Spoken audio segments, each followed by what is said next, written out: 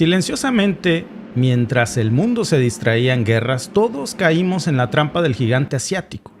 Me atrevería a decir, amigos, que hasta Estados Unidos, como un pulpo, China ha extendido todos sus tentáculos financieros alrededor del mundo, de manera discreta, pero decisiva. Ha anclado su presencia, amigos, en cada continente, en cada sector, prestando, amigos, con la misma facilidad, lo mismo a naciones ricas que a naciones pobres. Mientras que Washington gasta, por ejemplo, en guerras, China no ha sido el que se endeuda, es el que presta.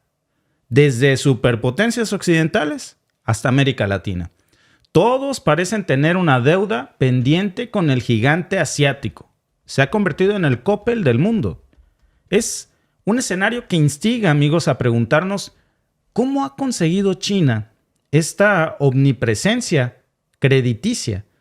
Hay que pensar en esto un momento. ¿Cuándo fue la última vez que en un día entero, amigos, transcurrió sin que mencionáramos a China en un contexto económico en el mundo? Prendan ustedes la televisión y vean si no es así. Prácticamente es imposible. Y es que ahora más que nunca nos encontramos, amigos, frente a una revelación que es bastante contundente. El mundo en desarrollo le debe nada más y nada menos que más de $1 billón a China. No estamos hablando de sumas pequeñas. Estamos hablando, amigos, de montos que superan el Producto Interno Bruto de muchas economías, y esto lo ha ido China tejiendo en silencio, sexenio tras sexenio, presidente tras presidente de Estados Unidos, de América Latina. Presidentes van, presidentes vienen. Y China estuvo tejiendo su telaraña hasta que hoy nos damos cuenta cómo es posible que casi sin hacer ruido, China se haya posicionado en la cúspide de los acreedores globales del planeta. Aquí entra el juego el ajedrez de la diplomacia financiera. China no solo escribe cheques, diseña futuros económicos. Y no estamos hablando de préstamos sin condiciones, amigos. Este $1 billón está atado a proyectos de infraestructura majestuosos. Por ejemplo, la famosa iniciativa del Cinturón y la Ruta de la Seda. Son proyectos que son mucho más que cemento y acero. Son arterias de influencia que alimentan la expansión de todo un imperio económico. Pero miramos más de cerca, amigos, este tema, el perfil de los países receptores de estos fondos, y vemos algo bastante importante y también impactante. ¿Cuál es su situación financiera? No es un secreto, amigos, que muchos de los países a los que China les presta dinero tienen problemas financieros. Un caso, por ejemplo, en América Latina, Argentina. Y ahí es donde China encuentra su nicho perfecto. China no le presta al que tiene, le presta al que necesita. El 80% de sus préstamos, de hecho, van dirigidos a naciones que tienen problemas económicos, una situación de estrés financiero. ¿Eso es una coincidencia, amigos? No lo es. Si China sabe que al prestarle dinero a un país que tiene un alto riesgo de pagar de vuelta, ¿por qué asume ese riesgo? Pareciera, amigos, más bien una táctica bien calculada. Hace apenas unos meses los principales noticieros hablaban de la torpeza de China y del grave error de China de tener en impago muchos de sus préstamos, es decir, no le estaban regresando el dinero a China. Y creyeron que fue un error. Hoy parece que esa fue una táctica bien calculada. Una manera de asegurar un asiento en la mesa de las decisiones de esos países que hoy le deben a China, que son casi todos.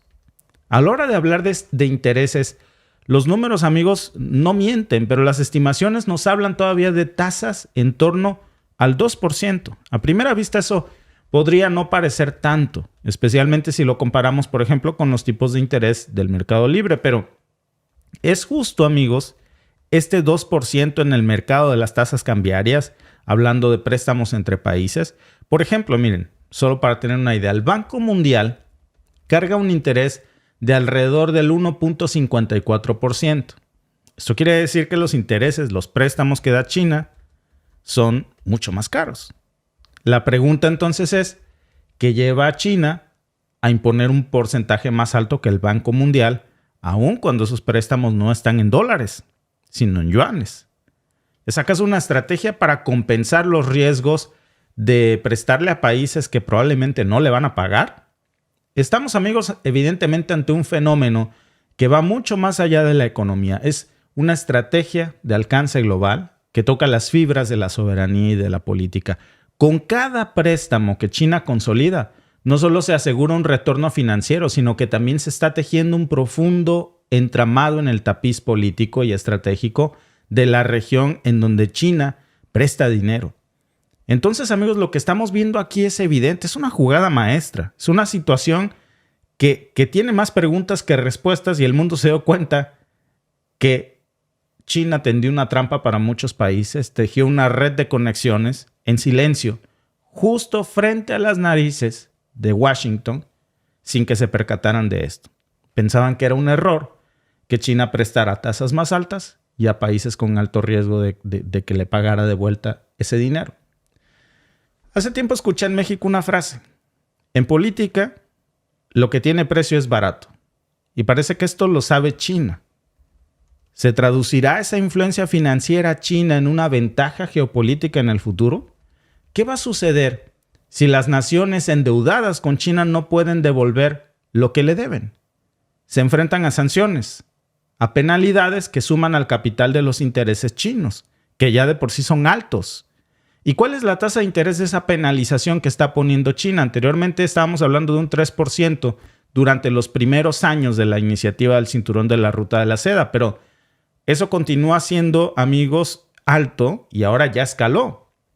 ¿Cómo pueden los países que tienen problemas económicos en este ciclo esperar lograr recuperar ese dinero y poder pagarlo? Cuando la montaña de deuda, amigos, va creciendo y entonces ven cómo lo que dan solamente sirve para abonar a los intereses. Estos préstamos de China son realmente una mano amiga tendida hacia las naciones que más los necesitan, a las que a veces el Banco Mundial no voltea a ver, o son más bien grilletes chinos que atan a los países a los que China les presta a cambio de una dependencia eterna, de una deuda con China.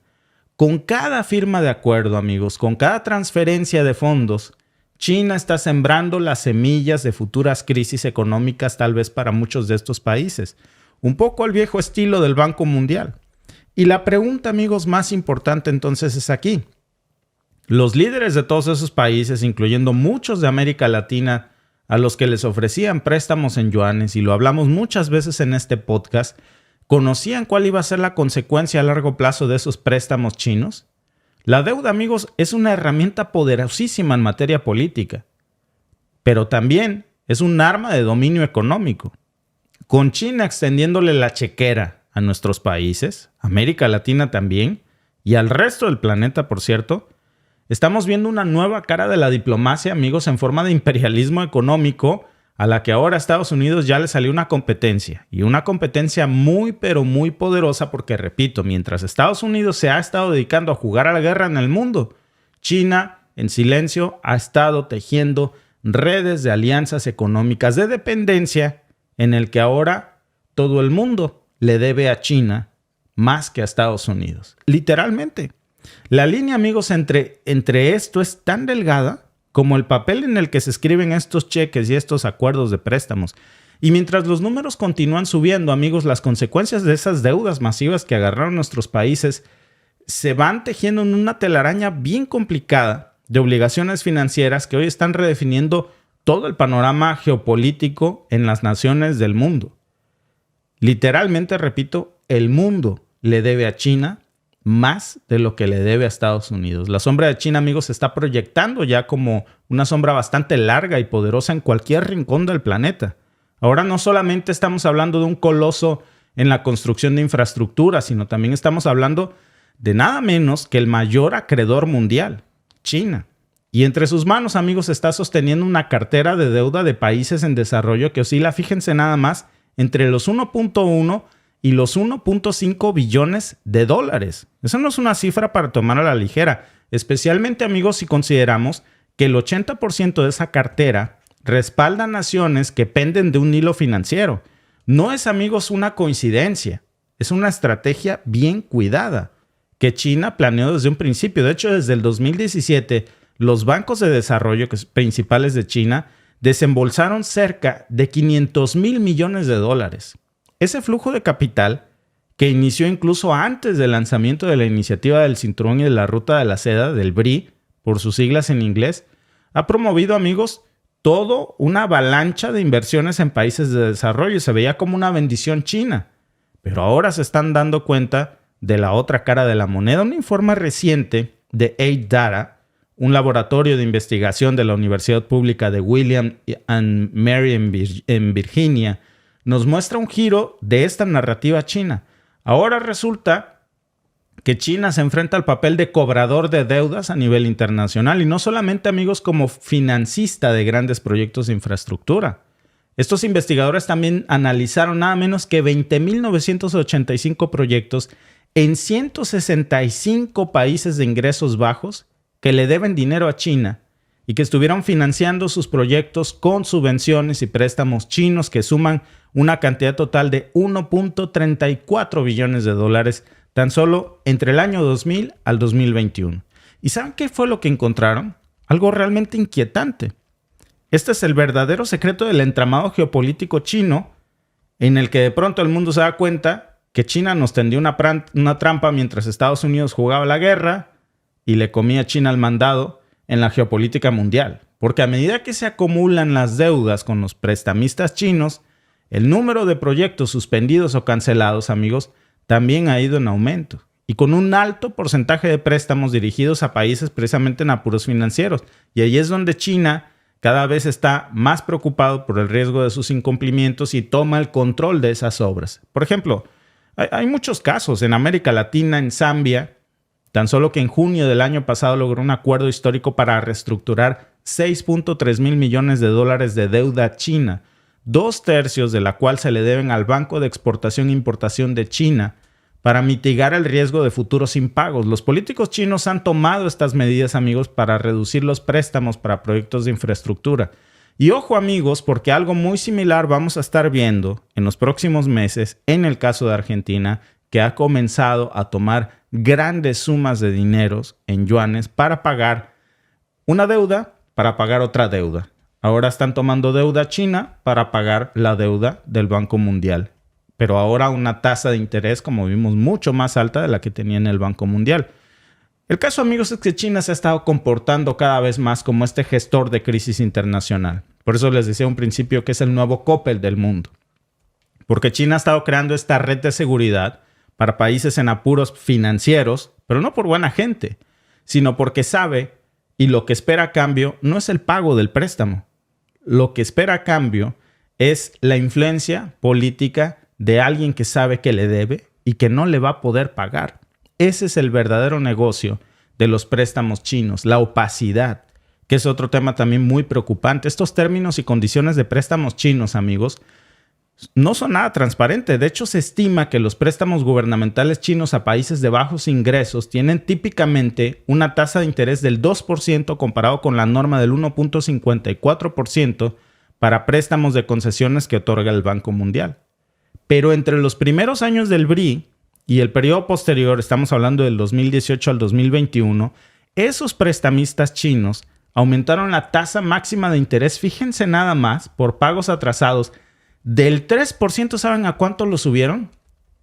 Al 8.7%. Es casi 3 veces más de la cantidad inicial acordada. Del 3% lo subieron al 8.7% de interés. Era una trampa. Era una trampa en la que muchos cayeron sin pensar en lo que se estaban metiendo. La realidad, amigos, es que China hoy se encuentra en esta encrucijada. Sus préstamos se extienden mucho más allá de su propia economía y están influyendo como una razón de mucho peso en la economía de más de 165 países. Más de 165 países hoy están bajo la influencia china. Y eso literalmente, amigos, es una cantidad mucho, pero muy superior a la cantidad de países que le deben a Estados Unidos. De hecho, entre esa lista de países que le deben a China se encuentra también Estados Unidos, que es China es uno de los principales tenedores de bono del Tesoro estadounidense. ¿Qué quiere decir esto? Junto con Japón. ¿Qué quiere decir esto? Que es de los principales acreedores estadounidenses. Entonces, imagínense de qué tamaño es este entramado de la telaraña china que estuvo tejiendo por años.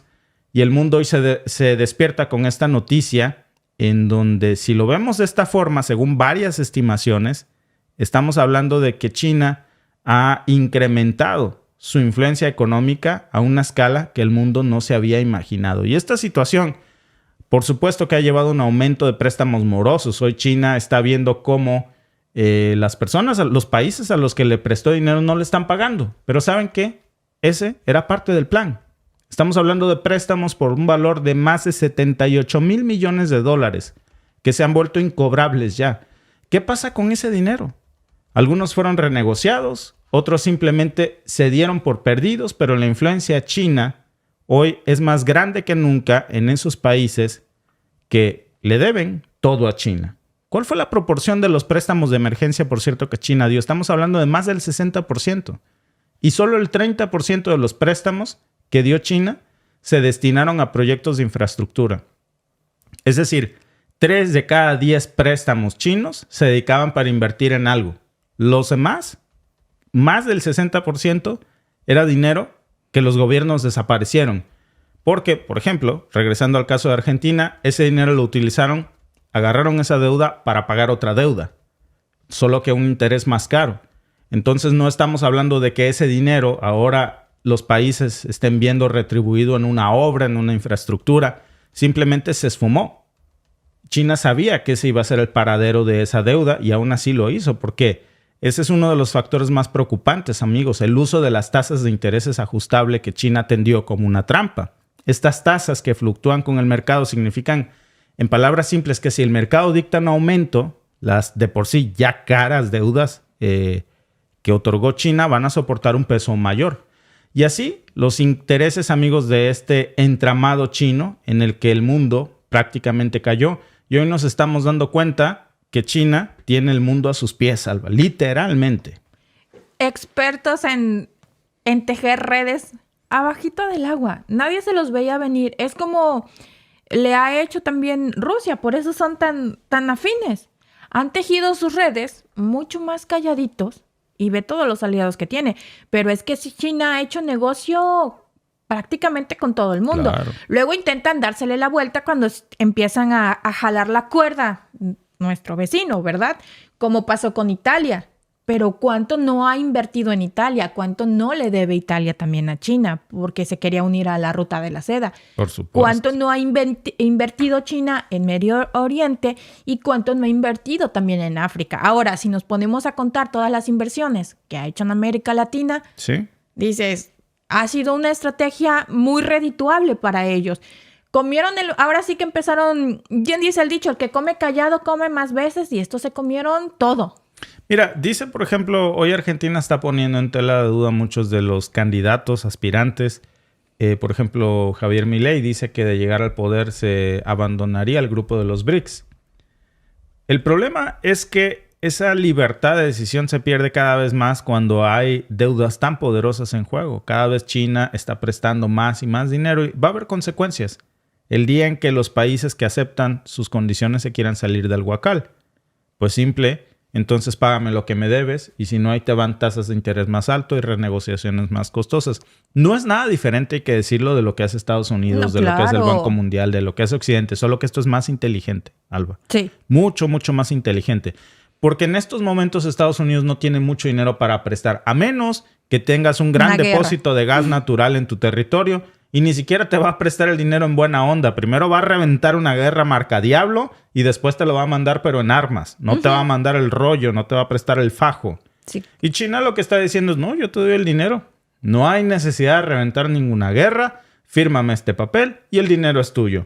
Y entonces los presidentes de nuestros países se emocionan y dicen, oye, mira qué flexible, pues órale dinero para tener fluidez en mi administración. Claro. O, la mayoría del tiempo es para robárselo. Sin derramar pero sangre. Sin derramar sangre. Desafortunadamente sí, porque mucho de ese dinero no se ve reflejado en mejores infraestructuras, no se ve reflejado en nada, más que en los bolsillos de los corruptos. Sí. Ahí es donde se ve el cambio de vida que se dan. Bueno, pues te digo, 60% de los créditos que China dio, resulta que no son créditos que se hayan destinado para algo en específico, para inversión en infraestructura. Fueron dineros que se destinaban para el pago de deudas. Imagínate. Ya no existe. Sí, Abrieron apenas llegó y al otro día ya no existía. Abrieron un hueco para cerrar otro. Claro. Y otro más grande. Sí, Sí. pero con China.